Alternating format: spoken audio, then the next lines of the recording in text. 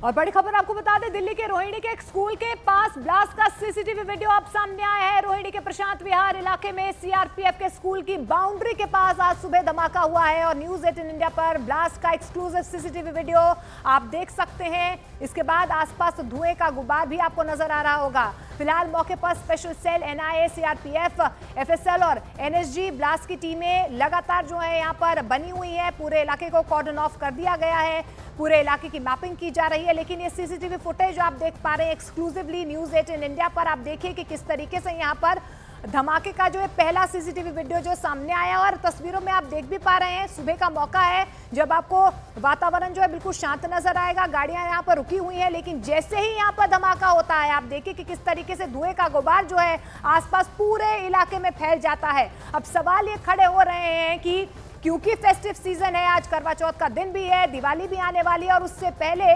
दिल्ली में इस तरीके का धमाका, क्या वजह निकल कर आई है? क्या कहीं ना कहीं दिल्ली को दहलाने की कोई साजिश है? कोई टेरर एंगल इसके पीछे नजर आ रहा है? क्या कोई असामाजिक तत्व है जो सिर्फ डर और दहशत फैलाना चाह रहे थे? कई ऐसे सवाल जो हैं यहाँ पर अब इन तस्वीरों के बाद जो है खड़े हो रहे हैं। लेकिन आप ये धमाके का सीसीटीवी वीडियो देख पा रहे हैं। आप देखिए कि किस तरीके से स्कूल के बाहर जो है ये जोरदार धमाका हुआ है। उस धमाके की आवाज लगभग 1 से 2 किलोमीटर दूर तक जो है लोगों को सुनाई दी है और कुछ लोगों ने तो 1 से 2 किलोमीटर दूर तक इसके कहीं ना कहीं वीडियोस भी जारी किए हैं। लेकिन ये सबसे पहला सीसीटीवी वीडियो जो है फिलहाल सामने आया और आप देख पा रहे हैं कि कितनी जबरदस्त तरीके से ये धमाका यहां पर हुआ।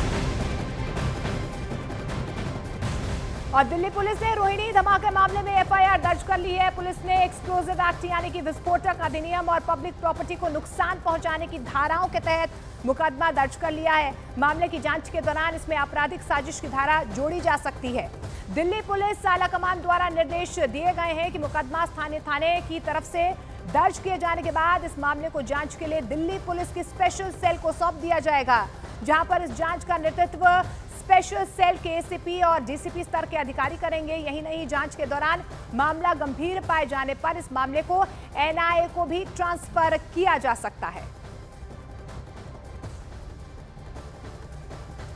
आज सुबह प्रशांत विहार पुलिस स्टेशन जो रोहिणी डिस्ट्रिक्ट में है, उनको सूचना मिली थी कि सीआरपीएफ स्कूल के पास धमाके की आवाज़ आई है।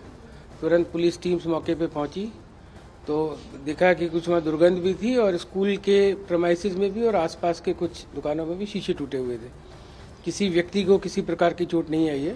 पुलिस के सीनियर ऑफिसर्स स्पॉट पे तुरंत पहुंच गए थे। Crime team, forensic science experts, special cell, सभी लोग इन्वॉल्व हैं, सभी मौके पे हैं।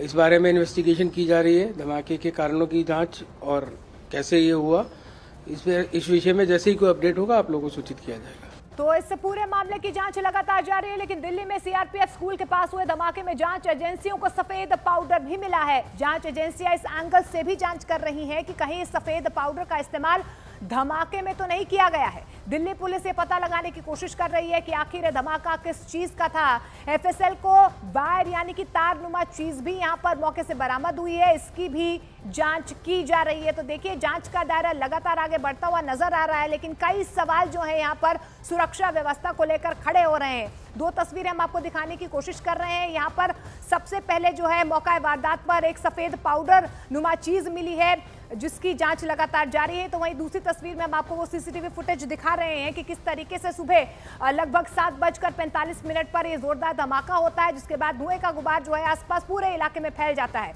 लेकिन अभी फिलहाल आपको बता दें, इस पूरे मामले की जांच लगातार जारी है। अब आपको बताते हैं कि किन बिंदुओं पर जांच का दायरा आगे बढ़ाया जा रहा है। जांच का पहला एंगल है शरारती तत्व की साजिश, दूसरा एंगल है देश यानी कि देश की राजधानी दिल्ली का माहौल खराब करने की कोशिश, तीसरा एंगल जो निकल कर आ रहा है वो ये है कि जानबूझकर रविवार का दिन क्यों चुना गया, मकसद जान माल का नुकसान नहीं था, सिर्फ संदेश देना था।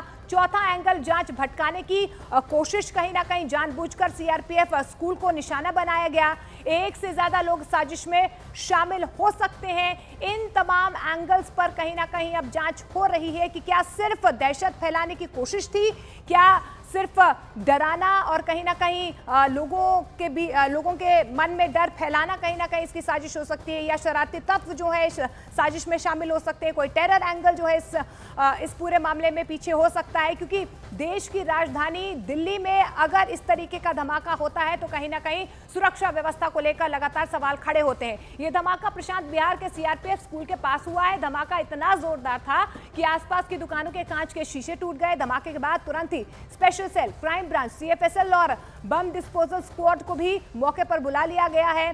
स्नाइपर और स्निफर डॉग्स भी मौके पर पहुंच चुके हैं। इलाके के लोगों का यह कहना है कि बहुत तेज धमाका हुआ था। जब लोग बाहर आए तो आसमान में धुएं का गुबार उन्होंने देखा है। दुकानों के और गाड़ियों के शीशे टूट गए थे, लेकिन किसी को समझ में नहीं आया कि धमाका किस चीज का था। एनआईए की टीम शुरुआती तफ्तीश करने में जुटी हुई है। सबूतों को इकट्ठा किया जा रहा है, इनपुट लगातार मिल रहे हैं। एनआईए के अलावा एनएसजी की टीम भी मौके पर मौजूद है। एफएसएल की टीम ने मौके से सैंपल्स भी लिए हैं। सीआरपीएफ ने पूरे इलाके को फिलहाल कब्जे में ले लिया है। घेराबंदी यहां पर कर ली गई है। इसके अलावा आईबी के अधिकारी भी मौके पर मौजूद नजर आ रहे हैं। और इस बीच आपको बता दें कि सूत्रों के हवाले से यह भी खबर निकल कर आ रही है कि करवा चौथ के दिन दिल्ली में बम धमाके की साजिश रची गई है। धमाके में अमोनियम नाइट्रेट और फास्फोरस होने का शक जाहिर किया जा रहा है। लोकल मार्केट से सामान लेकर बम बनाने का शक भी यहां पर निकल कर आ रहा है। इसके अलावा धमाके के पीछे कट्टरपंथियों के होने का भी शक जाहिर किया जा रहा है। तो देखिए, जांच का दायरा लगातार आगे बढ़ रहा है। किन बिंदुओं पर जांच हो रही है ये हम आपको बताने की कोशिश कर रहे हैं। क्या शरारती तत्वों की ये साजिश हो सकती है? क्या कोई टेरर एंगल इसके पीछे हो सकता है?